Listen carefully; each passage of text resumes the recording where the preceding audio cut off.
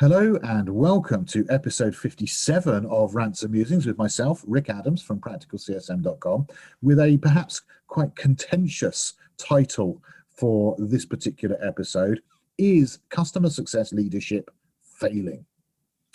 Well, let's see what I've got to say about this one. I hope I don't put too many people's backs up. I'm deliberately being contentious here, and I'm going to suggest that perhaps in some ways customer success leadership, as I see it out there, and you know, in the round, and I'm not pointing at fingers at specific people here, of course, but I'm looking in the round here at everything that I see, and of course I do see quite a lot, is that I think, yes, actually, in certain ways it is.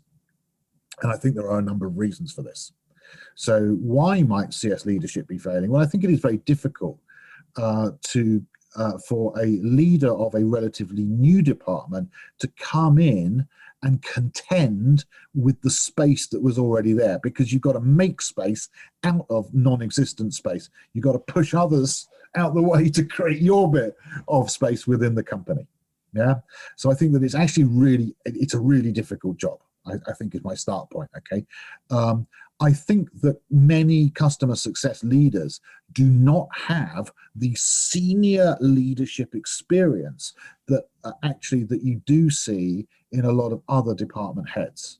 Okay. I think that they have risen up quickly through the customer success ranks because customer success itself is quite new. And so they've been more quickly promoted to more senior roles, but they don't have the experience in the boardroom. And this is different. I'm not actually therefore saying they lack customer success understanding. What I am saying is that I think there's quite a lot of leaders out there who lack business understanding and who lack senior boardroom decision-making understanding. I've put it here as a lack of knowledge of business principles and a lack of departmental leadership experience, lack of power or authority at the top table. And if they lack that power or authority at the top table, then there's going to be repercussions. And that, of course, we're going to talk about. And what happens is that because they don't have the power or authority, they don't get the assets and the resources. And because they don't get the assets and the resources, they set the team up to either to fail or to not do as well as they could or should if they did have the power and authority that have got them the assets and the resources.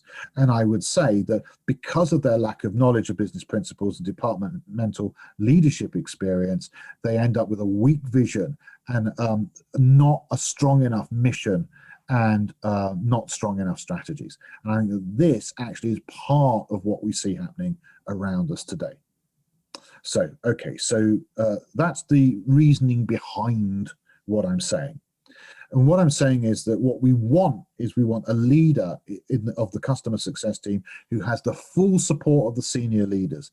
And let's face it, that is not happening in all organizations. And I think we're all aware of this. So it's going to be easier for the head of the CS, whether they're called a VP or a senior director or whatever you want to call them, doesn't matter to me. I don't care about titles.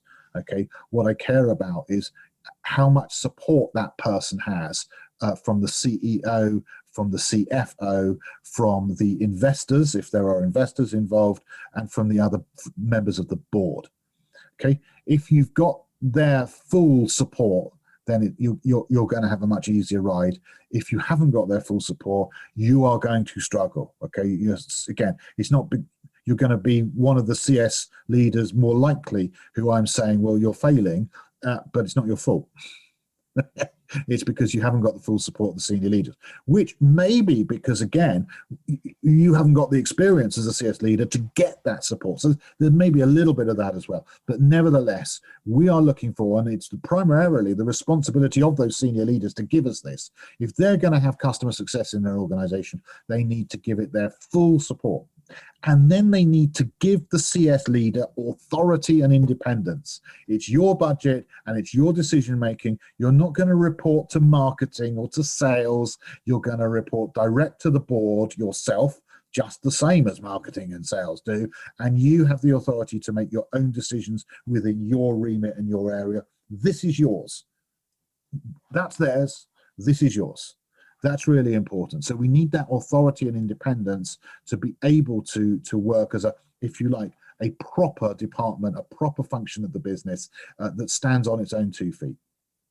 Then we need them to make sure the rest of the organization understands that. So we need the recognition of importance that then disseminates, because we've got the support of the leaders, it disseminates down through the company. So again, if we don't have that, and again, it's up to the CS leader to do what they can, you know, they're not in full power to be able to do it. They're relying on the senior leaders, but nevertheless, it's up to them to try and get that.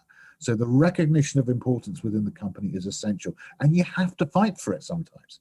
You have to stand up for it, and you have to say to the senior leaders, look, we need to sit down and discuss this, because the current situation is that my part of the organization is not fully independent. It doesn't have the authority and autonomy to make its own decisions.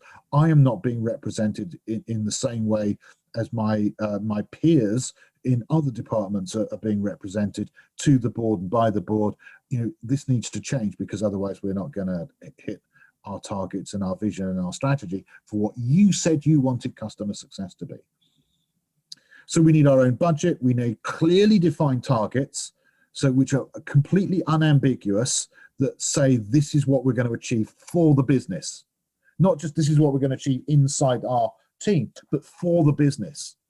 And this is really important, because the things we achieve for the business is what gives us the recognition of importance within the company and gives us the support of the senior leaders. Because only when we have meaningful targets that are substantially meaningful for the business will we be taken seriously by the business.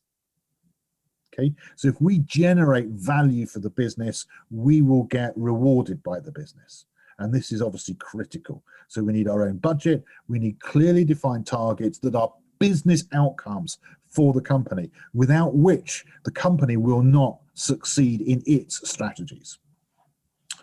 And then, because we've got all of these things, we can now fight for what we need: appropriate systems and processes, appropriate frameworks and tools, appropriate training and development, so that we can recruit, we can train, we can develop, we can provide the tools and the equipment and the resources, and we can enable our CSMs to do a fantastic job. So I hope that the message, in fact, is a bit more positive than perhaps I was, contentiously displaying the title of. But to me, this is what's needed. And again, maybe you disagree, maybe you feel I'm being unfair. I don't. I hope I haven't upset anyone. But then again, if you are upset by this, I would argue, well, you need to sort of grow some maturity around taking feedback on what is good and what is bad, because at the moment I see this as being really critical for customer success, generally within the world, moving forwards and representing itself at the very top of organizations as being a totally critical part of the success of the business. So this is me, Rick Adams from practicalcsm.com, saying I hope you've enjoyed this. Please do feel free to leave comments either on YouTube or on social media. You can find us on our Facebook community or elsewhere. And yeah, look forward to speaking to you in future episodes. Thank you. Bye-bye.